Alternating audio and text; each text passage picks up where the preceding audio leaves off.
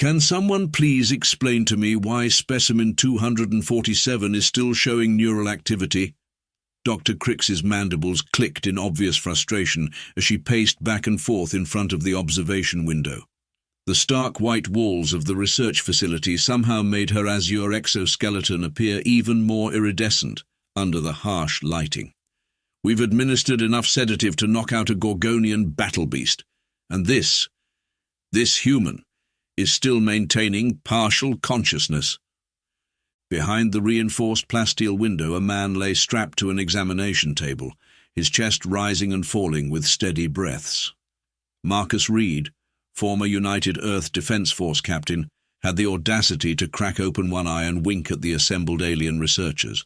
Several of the junior scientists shuffled uncomfortably, their antennae twitching in shared embarrassment.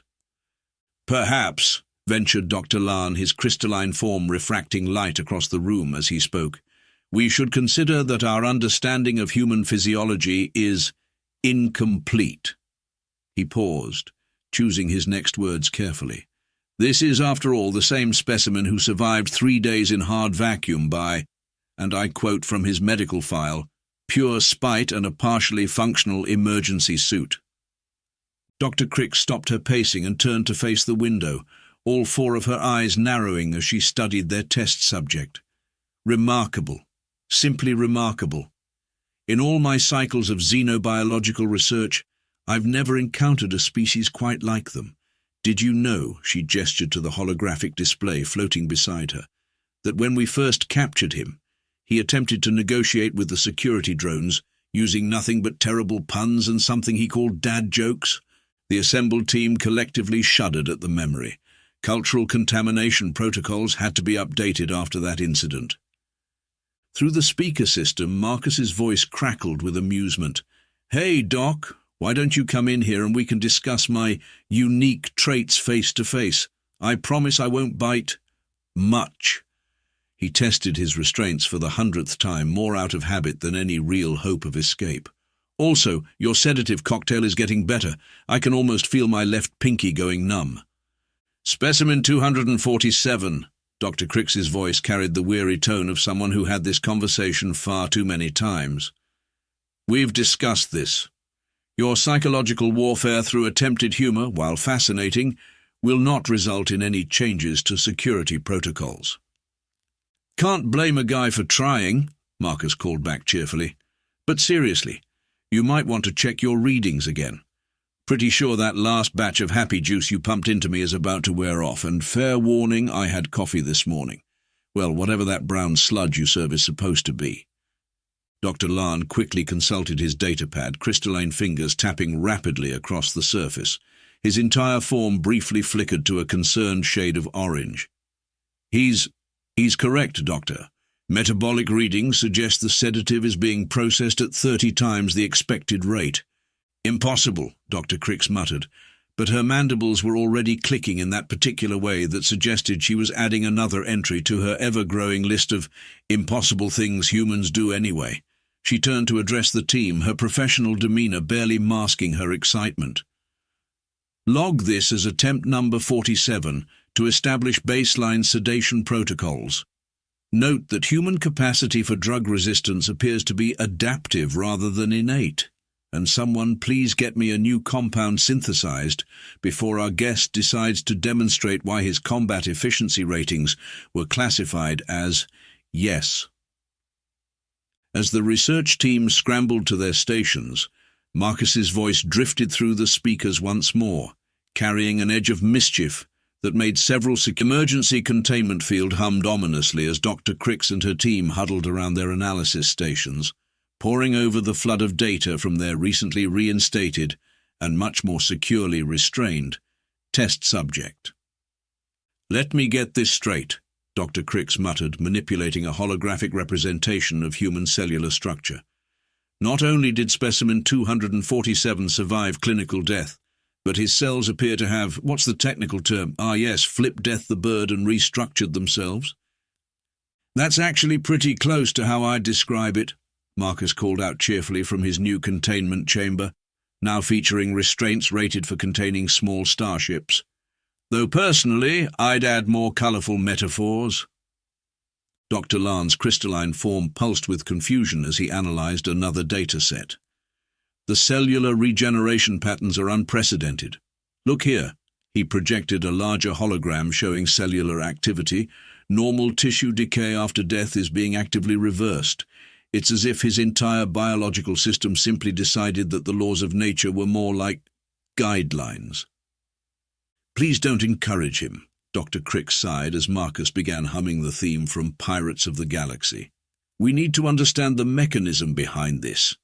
Run another comparative analysis against known regenerative species. Already did, a new voice chimed in. Dr. Vex, a towering insectoid with an impressive array of data processing appendages, stepped forward. Compared it to everything from Martian water bears to Centaurian phoenix slugs, nothing matches. The human cellular structure isn't just repairing itself, it's evolving in real time to prevent the same type of damage from occurring again. Marcus raised his hand like an eager student. Quick question. Is that why your latest attempt at sedation felt like drinking a really weak beer? Because let me tell you, I've had stronger kicks from decaf coffee. The research team collectively turned to stare at their monitoring equipment. Sure enough, the latest batch of sedatives was being processed and neutralized at an alarming rate. Fascinating, Dr. Crix exclaimed, her scientific excitement momentarily overriding her frustration. The cellular adaptation appears to be creating new metabolic pathways specifically designed to counter our chemical compounds. It's as if every attempt we make to terminate or sedate specimen 247 only makes him more resistant. Like that time I built up an immunity to elevator music during my office job, Marcus nodded sagely. Though to be fair, that was more psychological trauma than cellular adaptation. Dr. Lan's colour shifted to a concerned purple. Doctor, you might want to see these brain scans. The neural pathways. They're not just regenerating, they're multiplying, creating redundant systems, backup processes. It's like his brain is installing spare parts. Oh, is that what that tingling sensation is? Marcus wiggled his eyebrows. And here I thought it was just the after effects of your blueberry-flavoured death juice. Speaking of which, anyone figure out the blueberry thing yet? Dr. Crix ignored him, focusing instead on a new set of readings that were making her mandibles twitch nervously. These patterns, they're not random. The human body isn't just surviving our tests, it's learning from them, adapting, evolving. She turned to face her team, all four eyes wide with realization. We're not just studying human resilience anymore. We're accidentally helping it perfect itself. Like a biological software update, Dr. Vex chittered excitedly, then immediately regretted the analogy as Marcus's face lit up with unholy glee. Does this mean I'm basically downloading life hacks? Marcus grinned. Because I've got to tell you, this whole getting better at not dying thing is pretty convenient. Though I do have one complaint about the user interface. These restraints are really cramping my style. Dr. Crix raised a hand to silence him, her attention caught by something in the data streams. Wait, these energy readings from his cellular activity, they're increasing exponentially. It's as if every death is charging some kind of biological battery, but Impossible, Marcus suggested helpfully. You guys really need to update your dictionary. I'm thinking something along the lines of impossible, Adge, a temporary inconvenience until a human decides to ignore it. The research team watched in stunned silence as their monitors showed Marcus's body continuing to adapt and strengthen, each failed termination attempt adding new layers of resilience to his already inexplicable biology. In the midst of their scientific crisis, Dr. Puff finally managed to reform their gaseous form, took one look at the data, and promptly evaporated again. I think, Dr. Crick said slowly, her mandibles clicking in a pattern that suggested deep scientific distress, we need to seriously reconsider our understanding of the phrase human error, because it's becoming increasingly clear that the error was in underestimating humans in the first place. Now that's what I call a breakthrough, Marcus beamed. Hey, while we're having revelations, anyone want to hear a joke about unstoppable biological processes? The collective groan from the research team was interrupted by a new alarm, this one indicating that their specimen's cellular energy levels had just exceeded their measuring capabilities. As the facility's system struggled to keep up with the evolving phenomenon that was Marcus Reed, Dr. Crix couldn't shake the feeling that they hadn't just discovered a scientific anomaly. They'd stumbled upon humanity's greatest superpower, the ability to take death as a personal challenge rather than a final conclusion. "Subject appears to be in complete cardiac arrest," Dr. Lahn reported, his crystalline form dimmed to a somber blue. "No vital signs detected. Time of death, again, is 15:42 Facility Standard Time." Dr. Crix stared suspiciously at Marcus's motionless form through the containment field. "And how long do we think this death will last?" The last one was barely 7 minutes before he started quoting ancient human entertainment about feeling better than ever. The security drones hovered nervously, if combat robots could be nervous, their weapons trained on the supposedly deceased human. The facility had learned its lesson after the last 3 deaths. Nobody wanted a repeat of what the staff now called the Tuesday incident. "His cellular activity is completely flat," Dr. Vex noted, multiple appendages dancing across holographic displays. "No regeneration detected. No energy signatures. Nothing. Could we have finally found a termination method that—" The word "works" never made it past his mandibles. In that exact moment, Marcus's hand shot up, grabbed one of the scanning probes, and yanked it free with strength that definitely shouldn't have been possible given the multiple layers of muscle relaxants in his system. "You know," Marcus announced cheerfully, already using the probe to short-circuit his restraints, "playing dead is a lot easier when your body has actual practice with it. Thanks for all the trial runs, by the way." The facility erupted into pandemonium. Security drones opened fire with stun blasts, only to watch in horror as Marcus's newly evolved biology shrugged them off like mild static shocks. Dr. Puff, who had just reformed after their last vaporous panic attack, immediately dispersed again, their gaseous form setting off 3 different chemical detection alarms. "Containment breach in progress," Dr. Crix shouted, slamming her hand on the emergency protocols button. "How is he moving? He has enough tranquilizers in his system to paralyze a small moon." Marcus vaulted over a research station using a stunned junior scientist's gelatinous form as a springboard. Fun fact about human biology. Turns out when you kill us enough times, we start treating chemicals like really persistent spam mail. Auto-deleted. He paused mid-escape to finger-gun at Dr. Lahn. "Hey, that's actually a pretty good analogy. Write that down in your notes." "Specimen 247 returned to containment immediately." Dr. Crix's professional tone was cracking. "This behavior is completely outside acceptable test parameters." "Story of my life, Doc," Marcus called back, somehow managing to rewire a door panel while simultaneously dodging security drones. "Also, I have a name. It's Marcus. Though at this point, you might want to update my file to that guy who refuses to stay dead." The security systems were going haywire, unable to cope with a threat that treated death like a minor inconvenience. Marcus surfed down a corridor on a commandeered hovercart, leaving behind a wake of confused aliens and malfunctioning equipment. Did he just use one of our stun batons as a makeshift golf club?" Dr. Vex asked nobody in particular, watching Marcus launch a security drone through what was supposed to be blast-proof glass. "Focus!" Dr. Crix snapped, her mandibles clicking rapidly as she tried to predict their escaped specimen's next move. "We need to—" "Wait, where did he get that lab coat? And why is he stopping to pose dramatically in it?" "Every escape needs style, Doc." Marcus adjusted the stolen coat, striking what he clearly thought was a heroic pose. "Besides, do you know how long I've wanted to do the whole mad scientist look? The irony is just too perfect." Dr. Lahn's crystalline form flickered in distress as he reviewed the security feeds. "Doctor, he's not just escaping. He's systematically testing every security measure we have. Almost as if I'm gathering data." Marcus grinned, now casually leaning against a wall while security protocols failed around him. "See, here's the thing about killing someone repeatedly. Eventually, they start paying really close attention to their surroundings. Survival instinct is funny that way. The realization hit Dr. Cricks like a malfunctioning gravity generator. You weren't just adapting biologically. You were learning.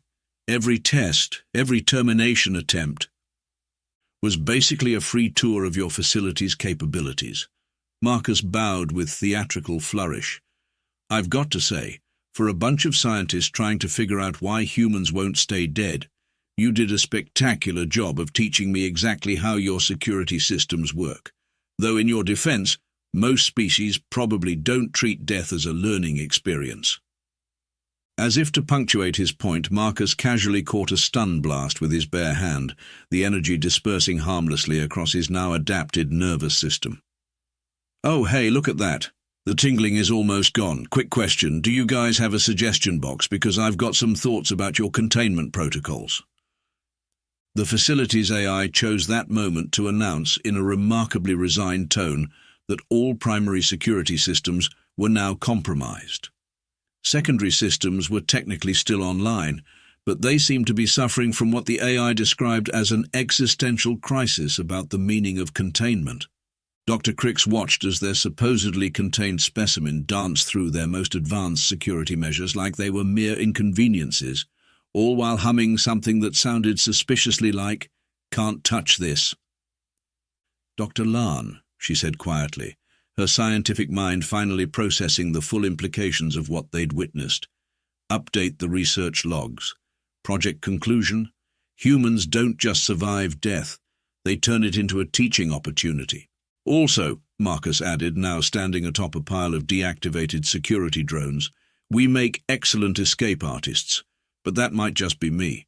Now, who's up for a discussion about improving your facility's security? I've got some notes, and about 47 practical demonstrations of current weaknesses." The command center of the research facility had seen better days. Scattered data pads, disabled security drones, and one particularly traumatized coffee dispenser that would never be the same, after Marcus's creative escape route bore testament to the chaos of the past hour. Dr. Cricks found herself sitting across from her former test subject, now wearing a stolen lab coat and casually spinning in her own chair.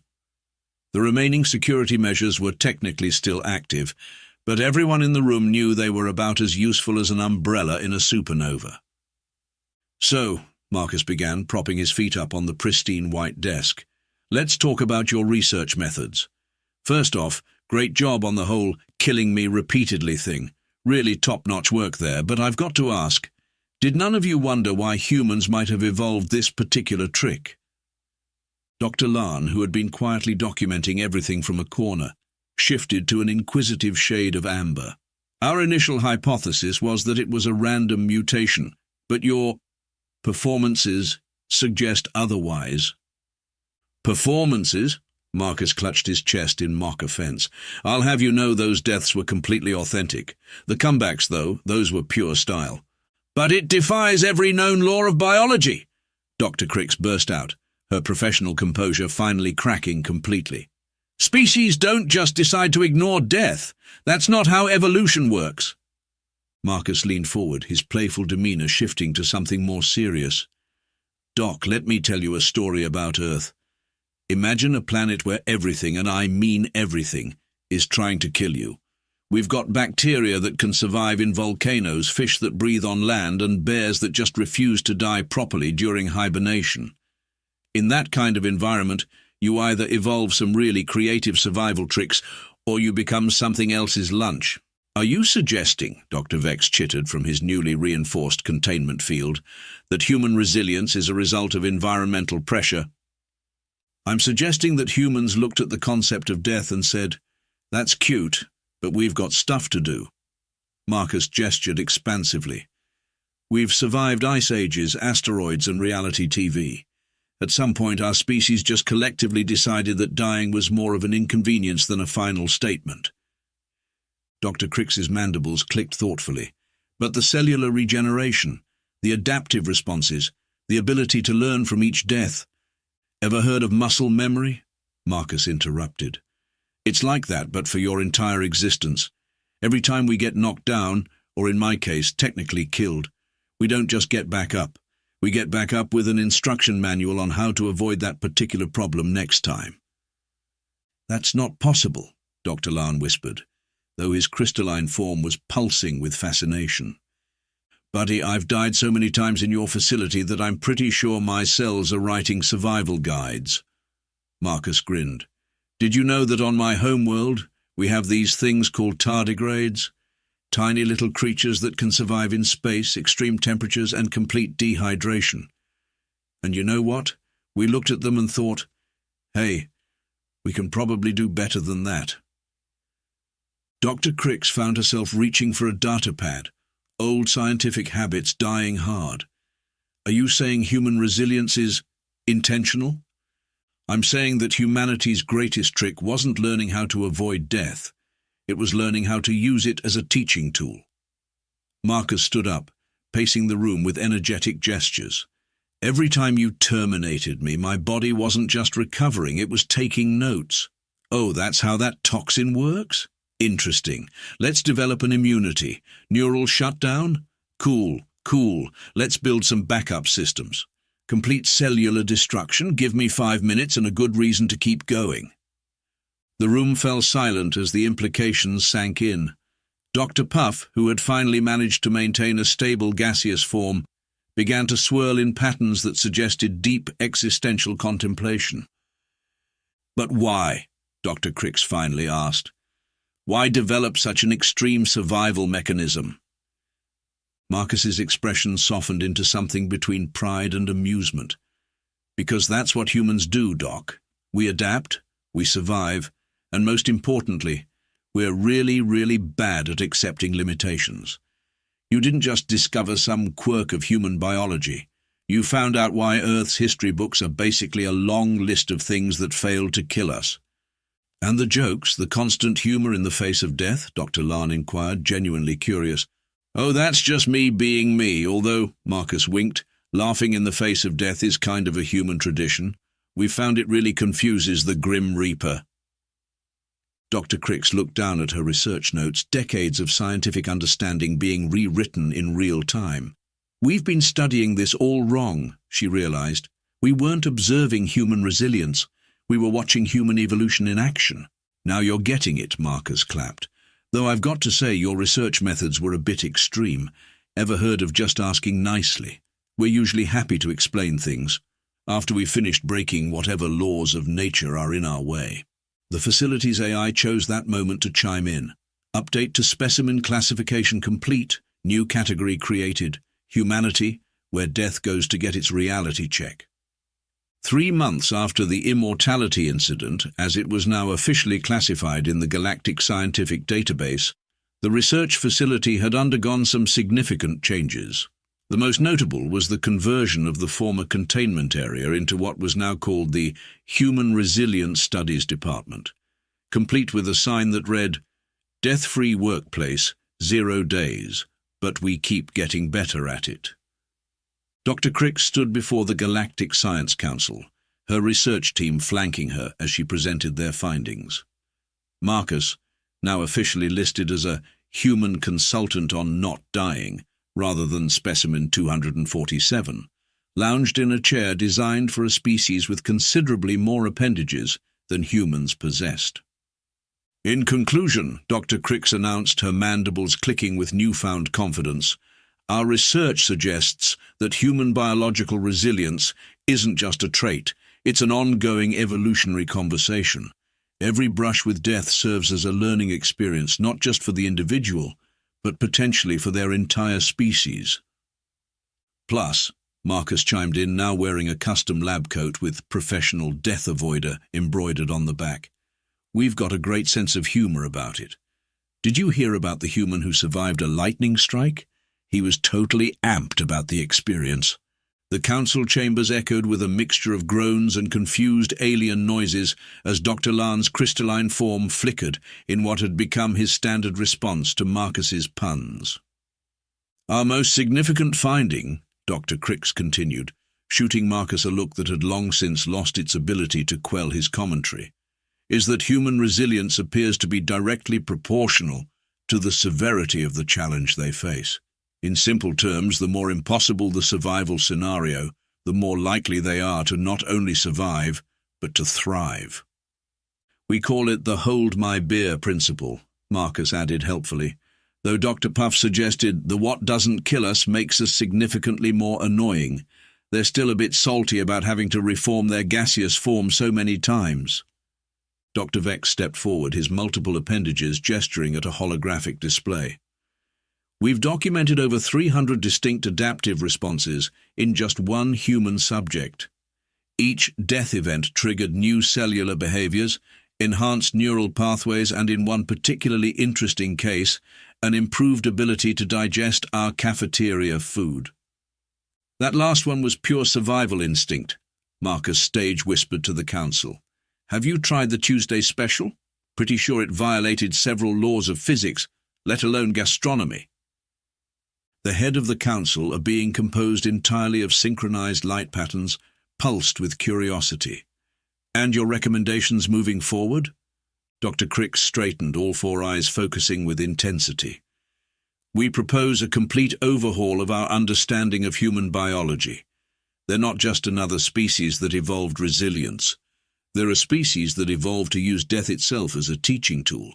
Every failed attempt to terminate them doesn't just fail, it makes them stronger, smarter, and apparently, she sighed deeply, more prone to making jokes about their own mortality. It's a coping mechanism, Marcus protested cheerfully. Besides, you have to admit, the look on Dr. Puff's face, well, gaseous formation. When I started doing stand-up comedy during the last termination attempt was priceless. The council chambers filled with a contemplative hum as the gathered scientists processed this paradigm shift in xenobiology. Finally, the head counselor spoke again. And what of the human subject himself? What are his thoughts on these findings? Marcus stood up, straightening his lab coat with theatrical flourish. Well, I've got to say, dying repeatedly for science was not how I planned to spend my summer vacation. But look at the bright side. I've developed immunities to 17 different types of alien toxins. My cellular regeneration is basically running on autopilot. And I've compiled enough material for a stand-up comedy special called Death Becomes Me, repeatedly. Dr. Crix's mandibles twitched in what had become an almost fond expression of exasperation. Perhaps most importantly, we've learned that the true strength of humanity isn't just their ability to survive death. It's their ability to face it with unwavering determination and somehow turn it into a learning experience, complete with terrible puns. Speaking of which, Marcus grinned, what do you call a human who survived multiple deaths?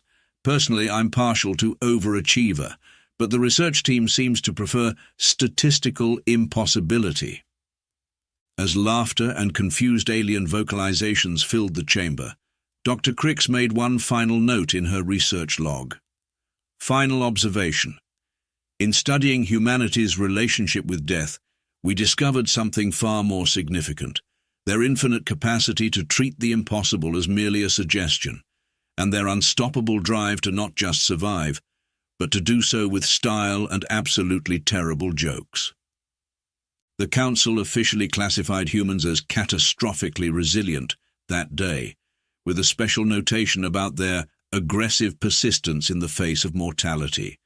They also added a warning label. Caution. Will respond to death with increased survival capabilities and questionable humor. Marcus just added it to his growing collection of titles, right between Professional Death Defier and Galaxy's Most Resilient Comedy Act.